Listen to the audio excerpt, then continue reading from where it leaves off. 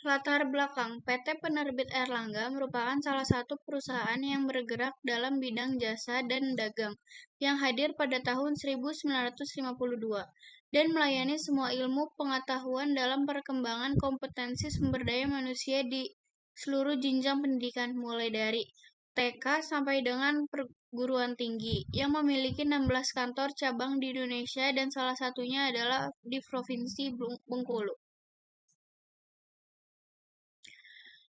Biaya tetap. Menurut Hansen dan Women, biaya tetap adalah biaya yang tetap sama dalam jumlah seiring dengan kenaikan atau penurunan keluaran kegiatan.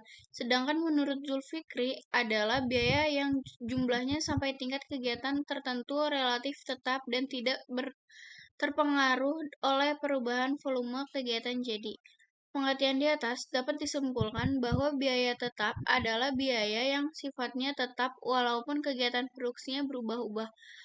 Meskipun beberapa jenis biaya tampak tetap, namun dalam jangka panjang semua biaya adalah variabel.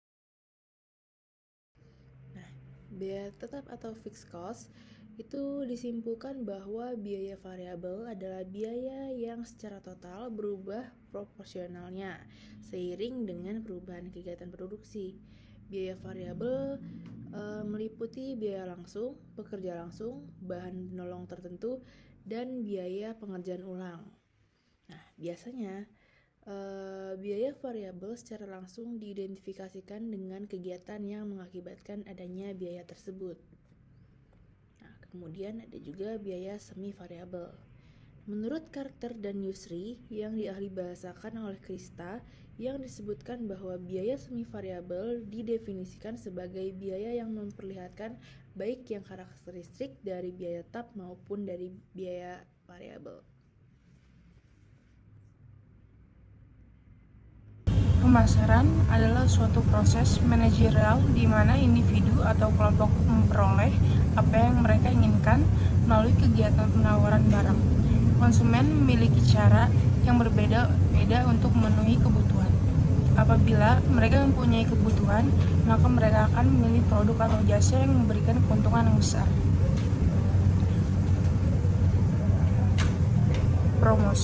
Promosi adalah suatu jenis komunikasi dalam unsur bauran pemasaran perusahaan yang bertujuan untuk memberitahukan, membujuk, dan memberi penjelasan untuk meyakinkan konsumen tentang barang dan jasa yang dihasilkan perusahaan. Alat-alat promosi: periklanan, personal setting, publikasi, promosi penjualan. Tujuan promosi. Tujuan utama promosi adalah memberi informasi, menarik perhatian, dan selanjutnya memberi pengaruh meningkatnya penjualan. Suatu kegiatan promosi, jika dilaksanakan dengan baik, dapat mempengaruhi konsumen mengenai di mana dan bagaimana konsumen membelanjakan pendapatannya. Promosi membawa keuntungan baik bagi produsen maupun konsumen. Keuntungannya bagi konsumen adalah konsumen dapat mengatur pengeluarannya menjadi lebih baik. Kerugiannya bagi konsumen adalah mereka dibujuk untuk membeli barang yang kadang-kadang barang tersebut belum dibutuhkannya. Faktor-faktor yang mempengaruhi kegiatan penjualan menurut swasta diantaranya: yang pertama, kondisi dan kemampuan penjual transaksi jual beli atau pemindahan hak milik secara komersial atas barang dan jasa melibatkan dua pihak, yaitu pihak penjual sebagai pihak pertama dan pembeli sebagai pihak kedua. Yang Yang kedua, kondisi pasar-pasar sebagai kelompok pembeli atau pihak yang menjadi sasaran dalam penjualan dapat pula mempengaruhi kegiatan penjualannya. Standar penentuan kinerja perusahaan, dan di sini sudah ada tabel kerangka analisisnya. Yang pertama ada laporan keuangan, lalu anggaran biaya pemasaran, lalu pendapatan, lalu kinerja. Hasil dan pembahasan. Di sini ada tabel-tabelnya. Penelitian ini menganalisis anggaran biaya pemasaran PT Penerbit Erlangga Cabang Bengkulu sebagai alat penilaian kinerja selama periode 2007 sampai 2012. Berdasarkan tabel yang disajikan, terlihat bahwa anggaran biaya pemasaran dan pendapatan cenderung berhubungan positif. Semakin besar anggaran pemasaran, semakin tinggi pendapatan yang diperoleh perusahaan. Hasil dan pembahasan secara keseluruhan, perusahaan menunjukkan perbaikan kinerja dengan penyimpangan anggaran yang masih dalam batas toleransi yang ditetapkan perusahaan. Hal ini menunjukkan bahwa anggaran biaya pemasaran efektif digunakan sebagai alat penilaian kinerja. Perusahaan juga menggunakan anggaran tersebut dalam rencana kerja dan anggaran perusahaan sebagai indikator pengukuran kinerja.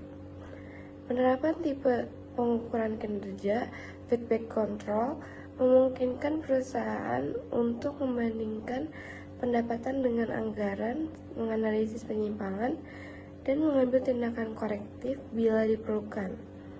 Kebijakan perusahaan menetapkan bahwa jika pendapatan di bawah Rp 2 miliar, tindakan korektif akan diambil. Namun, karena penyimpangan yang terjadi cenderung menguntungkan, perusahaan tidak perlu melakukan koreksi. Secara keseluruhan, anggaran biaya pemasaran di PT Penerbit Erlangga Cabang Bengkulu telah dikelola dengan cukup efisien. Kesimpulan penelitian ini dilaksanakan untuk mengetahui bagaimana pengaruh biaya pemasaran dan administrasi umum terhadap laba bersih.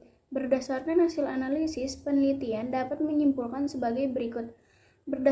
Berdasarkan hasil analisis, determinasi nilai R-square sebesar 0,0623 atau 62,3%, artinya biaya pemasaran, biaya administrasi umum, dan laba bersih mampu menjelaskan variabel dependen, yaitu laba bersih sebesar 6,23%, sedangkan 37,7% dijelaskan variabel lain yang tidak dijelaskan dalam penelitian ini.